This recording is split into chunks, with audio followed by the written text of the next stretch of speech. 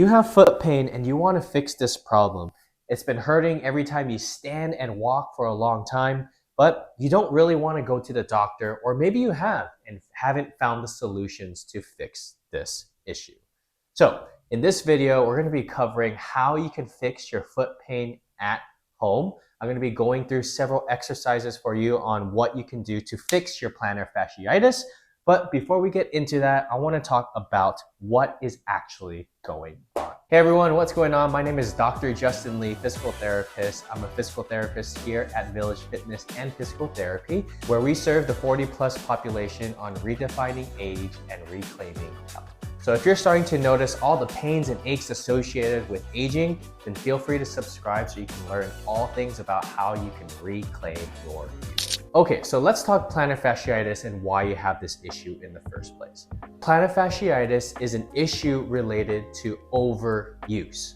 That means if you're not really doing anything, you don't have a problem. But as you are overusing the tissue or your feet, then this is causing tensile straining of the plantar fascia, which is causing inflammation.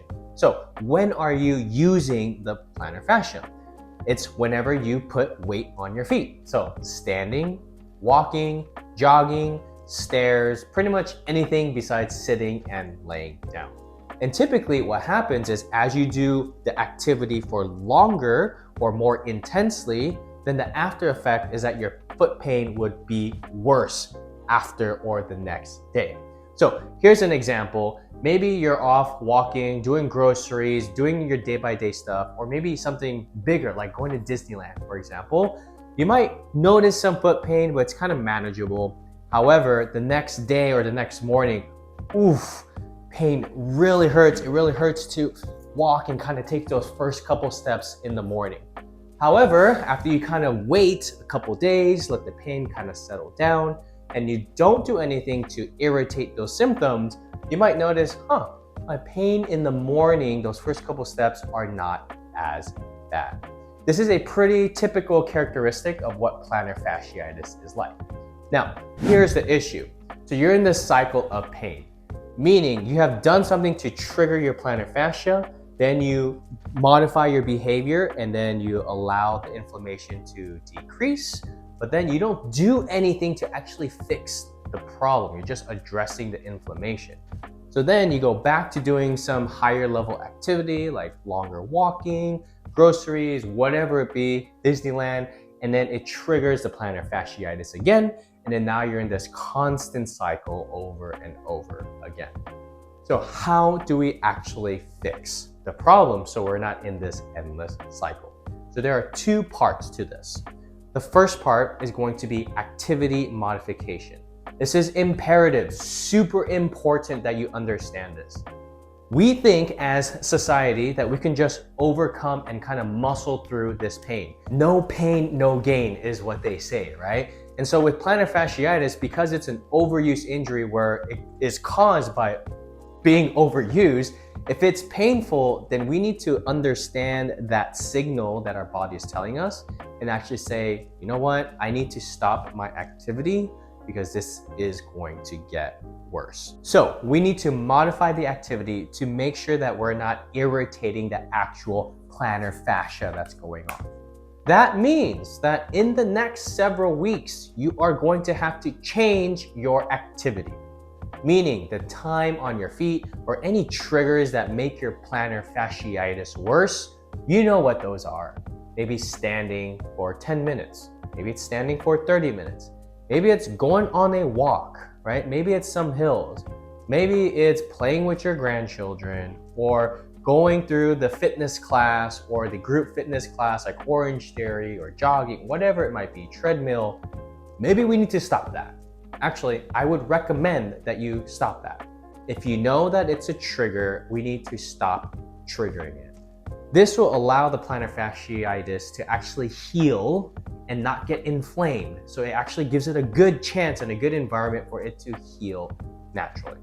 So that's the first part. Then the second part is we need to be doing some exercises and some treatment to make sure the plantar fasciitis is in an environment where it is strong. So we're focusing on strength and also flexible. So we're working on the mobility of the ankle and foot musculature and the joints. So I'm going to be going over some exercises that you can be doing right now that are going to address strength and flexibility.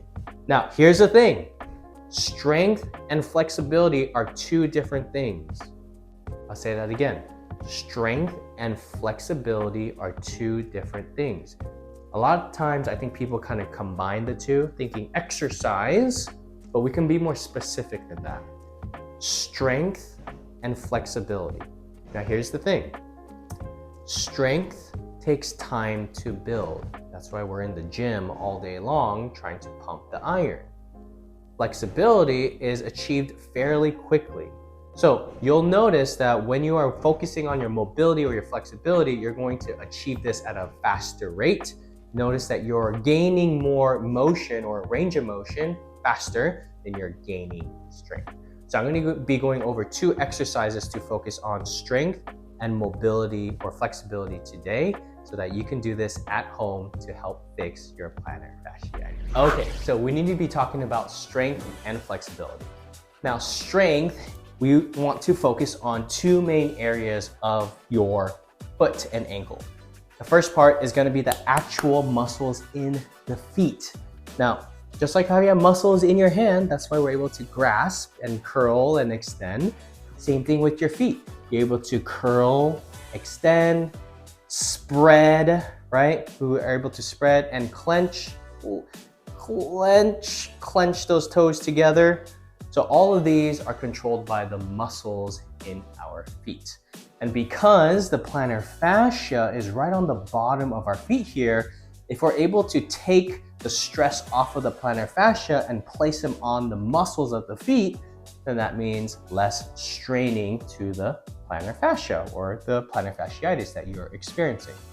And the second part where there are muscles in the foot and ankle are actually going to be in the lower leg.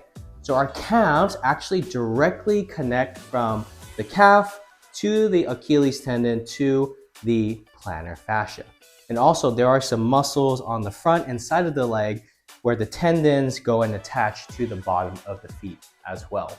So addressing all of these areas with strengthening is going to be imperative to making sure that you take stress off of that plantar fascia. So I'm going to teach you one of these exercises to do at home for you to start practicing. All right, so the first exercise we're going to be focusing on are going to be heel raises. So these are like tippy toes. Now, it's really important that we are able to find the appropriate level for you to make sure that you're not overusing the calf and the foot musculature. So typically the appropriate level for most people, it's going to be doing two legs at the same time. But for some of you, that might feel a little easy, so we can definitely progress to doing one leg. But I don't recommend that you start there. Always start with two legs first. And then if you're able to do a certain amount of reps, which I will tell you in a little bit, and that feels really good, then you can go ahead and progress to one leg. Now, there are certain protocols and kind of measures that you need to be able to hit in order for you to transition to the one leg, which I'm going to be going over right now. So I got to pull up my pants so you can see my beautiful calves. So when we're doing the tippy toe, I'll just show you in this way. I'm holding onto the wall on the side here, but I would recommend when you do this, do it holding onto the wall so you have a little bit of balance, but just for the sake of the video, you can see it this way. Now, when you're doing the tippy toe, I'll show you a front-facing view. You want to try to make sure that you go up, not on the side of your pinky toes, but equally across both the big toe and also the pinky toe. So as you go up, we are focusing on going equally on the entire ball of the foot. Now I'll show you a side view here. As you go up, the heels need to go as high as possible. Now, some folks will go just halfway. And if that's all you can manage right now before you go into the pain, that's totally okay. But I definitely recommend eventually you want to try to go as high as you can. Now, here's the second trick. Your knees need to be fully locked out.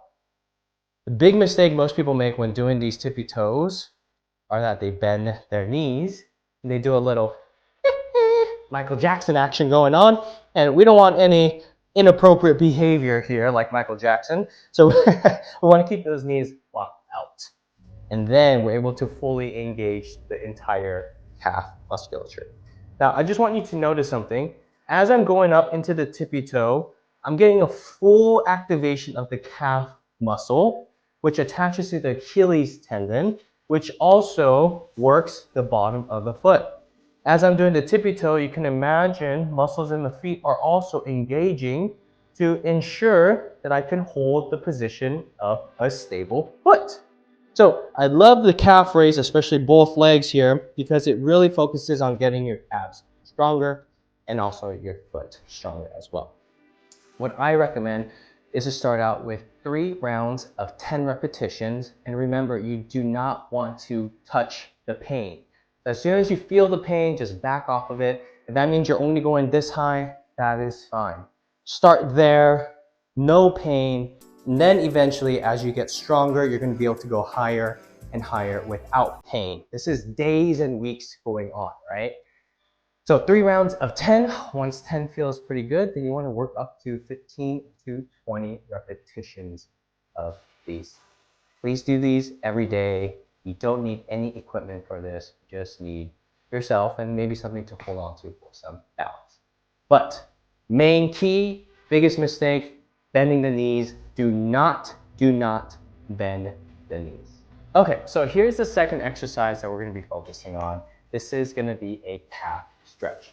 Now, there are many ways to stretch the calves, but doing it appropriately where you're not adding excessive tensile straining of your calf, meaning over stretching, is going to be very important. Because yes, if you didn't know, you can overstretch and cause overstress. You can overstretch and cause overstress. So you can irritate your body by overstretching. That's real. That's actually a thing. A lot of people think you can just keep stretching, and that's going to help decrease the tension or the pain, but you can definitely overdo it for sure. So this is going to be a really good stretch for the calves, because that's what we're going to be really focusing on to help your plantar fascia. Now I know you're thinking, Justin, why are we focusing on the calves instead of the actual foot? Well, because your foot is so inflamed, and very likely because your calves are so not where it should be, the calves are going to be a great place for us to start, which will decrease the amount of stress to the foot because it's connected that way. And I've been working as a physical therapist for many years, helping a lot of patients with plantar fasciitis, and this is by far the fastest way to bring some relief for plantar fasciitis. Okay, so this is what it looks like. You're going to be in a lunge position on the wall. It's this back leg that we are going to be stretching, this back calf. Now there are 3 rules to this. Rule 1, make sure your toes are forward. Do not turn them out to the side. Rule 2, make sure the heel stays down on the ground. And rule 3, make sure the knee stays locked out. Once you're able to maintain all 3 of these positions, all you have to do is just lunge forward, push your hips forward to the wall, and you're going to feel that stretch in your calf. Now, like I mentioned, if you don't follow those 3 rules, you can try this position right now. If you turn the foot out, toes are not facing forward, you lose the stretch. If you lift the heel, you lose the stretch. If you bend the knee, you lose the stretch. So you want to hold this position just to a place where you feel the stretch, not overstretching, and stay right there. You want to hold the stretch for a minimum of 30 seconds to actually get a long-term stretch and a change. If you do anything less than that, which a lot of people do, you do an intense stretch for like 10 seconds, they think they're all good. That's not going to help you long-term. So by stretching for at least 30 seconds, you're going to actually see some permanent changes. 3 rounds of 30 seconds every single day, coupled with the heel stretches or the heel raises, the tippy toe exercises to strengthen the calf. Both of these exercises are going to be helpful to bring some immediate relief to your plantar fasciitis. All right, I hope this video was helpful. Try out these exercises at home to bring some relief to your plantar fasciitis.